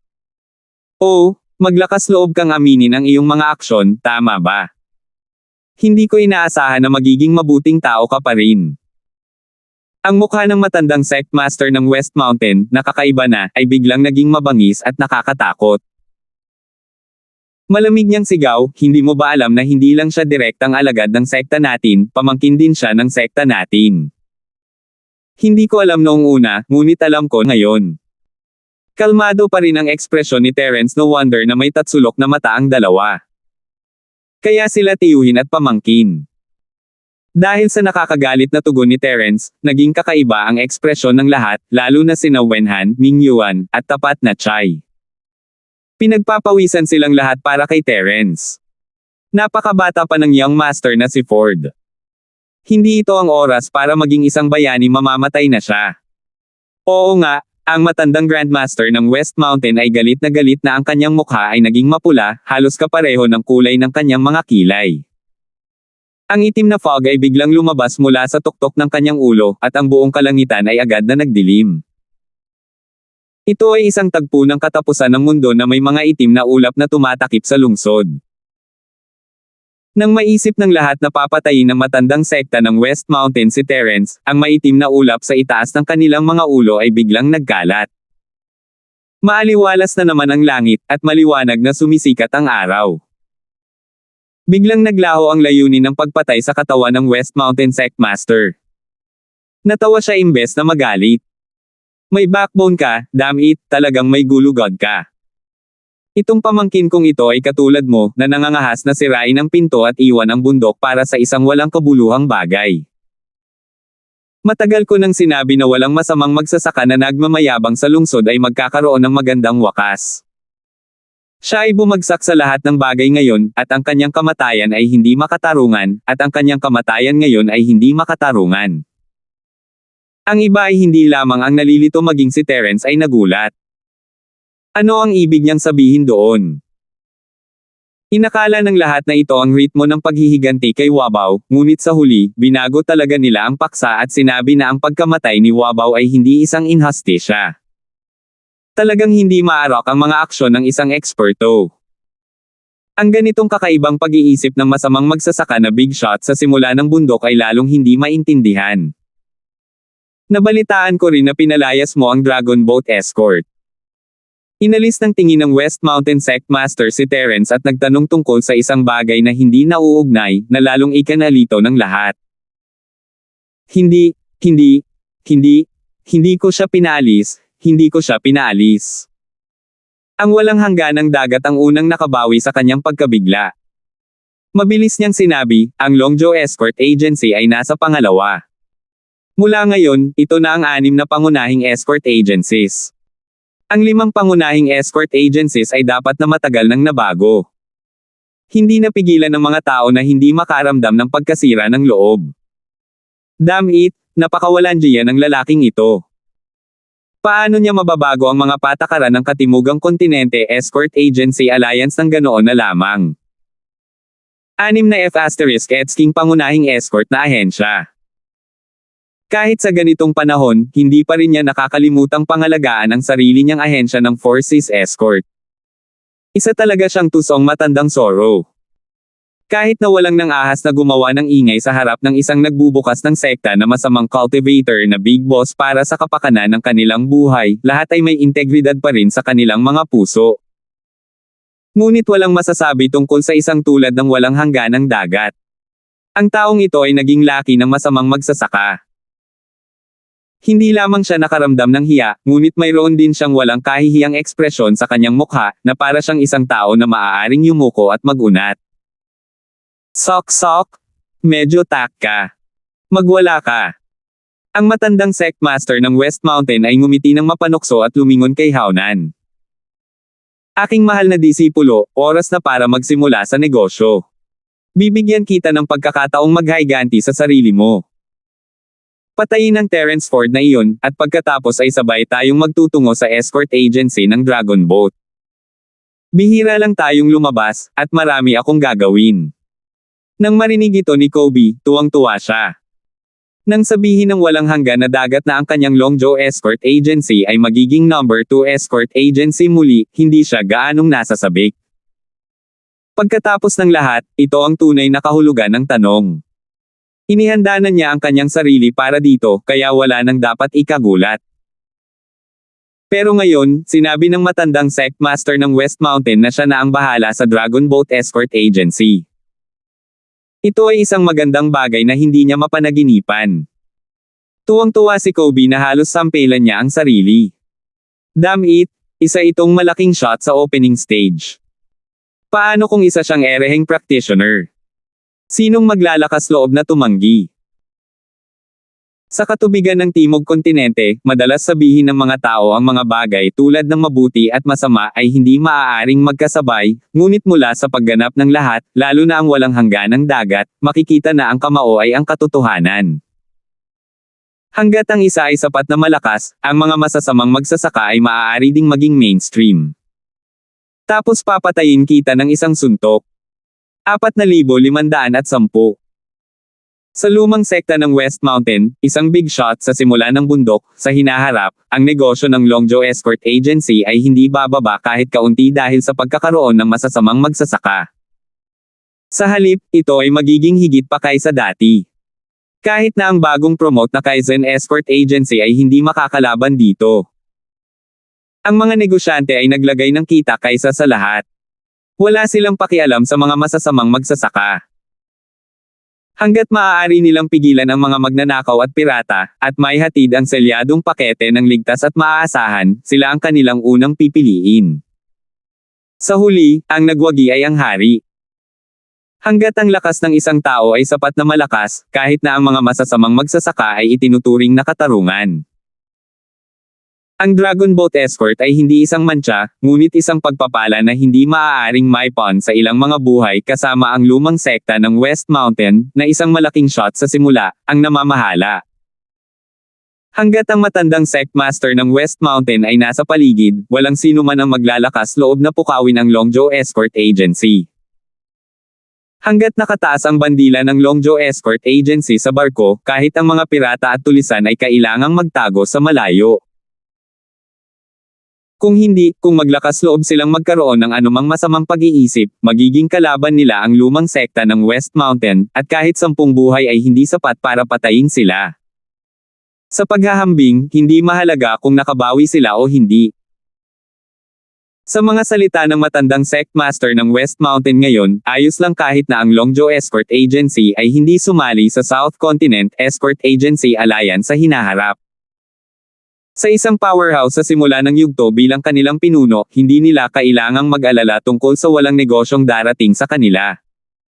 Ang puso ni Kobe ay napuno ng kagalakan, ngunit hindi siya ang sentro ng atensyon sa ngayon. Ito ay sina Hao-nan at Terence. Nakita ng lahat na binago ng matandang sect master ng West Mountain ang paksa at walang sinabi tungkol sa paghihiganti sa kanyang pamangkin at disipulo, kaya naisip nilang palayain niya si Terence. Hindi nila inaasahan na iniipon niya ito para kay Hao-nan. Oo, ibibigay ng disipulong ito ang ulo ni Terence Ford para maghayganti kay Kuya Magus bilang regalo para kilalanin ka bilang aking Panginoon. Biglang nabuhayan ng loob si Hao-nan. Kahit na ang pagkakakilanlan ng boss ng Poison Eye Mercenary Group ay kahanga-hanga, sa mata ng mga nakatataas, hindi man lang siya karapat-dapat na banggitin. Kahit na ang mga taong tulad ni Ming Yuan ay malinaw na mababa ang tingin sa kanya, pati na ang malalaking sekta. Pero ngayon, iba na. Papalitan niya si Wabao bilang pro-disciple ng West Mountain Old Sect. Ito ay isang malalim na background na walang malaking shot ang mga ngahas na maliitin. Mula ngayon, siya, si Hao-nan, ay sasalubungin ang isang pagbabago sa kanyang buhay at aakyat sa langit. Siyempre, lahat ng ito ay salamat kay Terence Ford. Ang landas ng tagumpay ni Hao-nan ay magsisimula rin sa pagpatay kay Terence Ford. Nanatiling kalmado si Terence habang pinagmamasdan si Hao-nan na mayabang na lumakad, habang si Wenhan at ang iba ay namumutla sa takot. Ano man ang mangyari, palagi silang nasa panig ni Terence. Pareho sila ng interes. Si Wenhan, Ming Yuan, at maging ang matapat na Chai, na nakatayo sa gitna ng mga kinatawan ng kamara ng komersyo, ay hindi magtataksil kay Terence sa panahong tulad nito. Ngunit ang problema ay wala talaga silang paraan. Hindi nila kailangang masyadong matakot sa mga taong tulad ni Hao-nan, ngunit ano ang maaari nilang gamitin upang labanan ang lumang sekta ng West Mountain, isang big shot ng mga masasamang magsasaka sa simula ng bundok. Sa mga tuntunin ng lakas, lahat silang pinagsama ay hindi man lang makakayanan ng isang hit mula sa lumang sekta ng West Mountain. Ang pagtalon sa oras na ito ay panliligaw lamang kay kamatayan, ngunit hindi lang nila kayang panoorin si Terence na pinatay ni Hao-nan, di ba? Ang sino mang nakakita ng labanan kahapon ay malalaman na si Terence ay pinigilan ni Hao-nan mula sa simula hanggang sa wakas. Kahit na gumamit siya ng killer move tulad ng Wild Flame 1000 Explosive Fist sa dulo, hindi ito gagana. Si Hao-nan ay may ganap na kapangyarihan sa kanya, at wala siyang kalaban-laban para sa kanya. Isang araw na lang, at walang sinuman, kabilang si Wenhan at ang iba pa, ang nag-isip na si Terence ay matatalo sa pag-atake ni Hao-nan. Gayunpaman, kung siya ay matalo muli ngayon, ang kanyang kalalabasan ay ibang-iba sa mga laban sa arena kahapon. Kahapon, hanggat nahulog siya sa arena, maaari niyang panatilihin ang kanyang buhay. Gayunpaman, ngayon, ito ay magiging isang labanan hanggang sa kamatayan. Nang makitang malapit ng tumalon si Wenhan, mabilis na lumapit si Terence at pinigilan siya, "Ito ang negosyo ko, manood ka lang." Ibinuka ni Wenhan ang kanyang bibig para magsabi ng isang bagay, ngunit hindi siya binigyan ni Terence ng pagkakataon. Matapos siyang tingnan, lumabas si Terence sa karamihan at pumunta sa Hao-nan. Alam na alam ni Terence na kailangan niyang lagpasan ito. Hindi man lang siya matulungan ni Wenhan at ng iba pa. Sa kabaligtaran, kung ang matandang sekta ng West Mountain ay nagalit dahil sa kanya, ito ay magiging isang malaking problema. Hehe, may backbone ka talaga. You actually dare to take the initiative to stand out. Hindi napigilan ni Hauna na magtaas ng kilay nang makita ang tagpong ito. He clenched his fist and sneered, gusto kong malaman kung talagang hindi ka natatakot sa kamatayan o kung may mali sa utak mo. Sa tingin mo matatalo mo ako. Paano natin malalaman kung mananalo tayo kung hindi tayo lalaban? Tanong pabalik ni Terence na may mahinang ngiti, ang kanyang ekspresyon ay kalmado gaya ng dati. Kahit na ang matandang sectmaster ng West Mountain ay nakikipaglaban sa hindi kalayuan, hindi siya nagpakita ng anumang senyales ng stage fright. Ang kanyang kagandahang loob ay talagang hindi nakapagsalita sa lahat ng naruroon. Ang akala nilang lahat ay sayang. Sa ganitong uri ng kagandahang loob, tiyak na makakamit ng taong ito ang magagandang bagay sa tamang panahon. Nakakalungkot lang na nasaktan niya ang matandang sekta ng West Mountain. Siya ay nakatakdang mamatay ng bata ngayon. Wow! Ang yabang mo talaga. Buti na lang at hindi masama ang memorya ko. Kung hindi, akala ko talo ako sa iyo kahapon. Nanunuya si Hauna nang biglang lumabas ang isang patong ng itim na chi mula sa kanyang katawan. Ang kanyang aura ay biglang naging matalim at mapangakit, at talagang na-activate niya ang dark state. Malinaw na ayaw ni Hauna na bigyan ng pagkakataon si Terence na lumaban. Pagkatapos ng lahat, ito ang kanyang unang labanan bilang isang disipulo ng lumang sekta ng West Mountain. Kung hindi niya mabilis na maalis si Terence, mawawala ang kanyang posisyon sa puso ng matandang sekta. Kinailangan niyang ibigay ang lahat ngayon. Ultimate Arts. Kumaibot ang mga talukap ni Terence. Kung hindi dahil sa sekta ng West Mountain na nanunood sa kanya, magkakaroon siya ng oras upang makipag-away ng mabuti kay Haunan. Kung tutuusin, parehong kulang sa practice ang Super at Ultimate Arts na kakadevelop niya. Ito ang perpektong pagkakataon para sa kanya na gawin ito. Marahil pagkatapos ng labanang ito, ang kanyang karunungan sa lugar na ito ay bubuti ng mabilis, mula sa antas ng baguhan hanggang sa advanced na antas. Gayunpaman, sa ngayon, mas mahalaga ang kanyang buhay. Umiling si Terence, medyo nanghihinayang. Sa mga mata ni Haunan at ng iba pa, ito ay isang lantarang pagpukaw. Kung sino man ang makakita sa kanilang kalaban na umiling-iling sa kanila ay malamang na ganoon din ang iisipin. Maglakas loob ka pa ring kumilos ng matigas kahit malapit ka ng mamatay. Sa lahat ng mga taong nakilala ko, ikaw talaga ang leader ng kumikilos ng matigas. Ni hindi mo nga alam kung paano baybayin ang salitang, kamatayan. Si Haunan ay nagpakawala ng mahabang alulong at ang kanyang katawan ay naging isang makamulto na itim na anino habang siya ay sumugod patungo kay Terence. Ang kanyang bilis sa madilim na estado ay labis na nakakabigla, at kahit na ang karamihan sa orihinal na yugto ng sanggol na masters ay hindi makakapag-react sa oras, lalo pa ang isang Terence Ford lamang. Salamat po at sinamahan ninyo ako, ingat lagi mga master.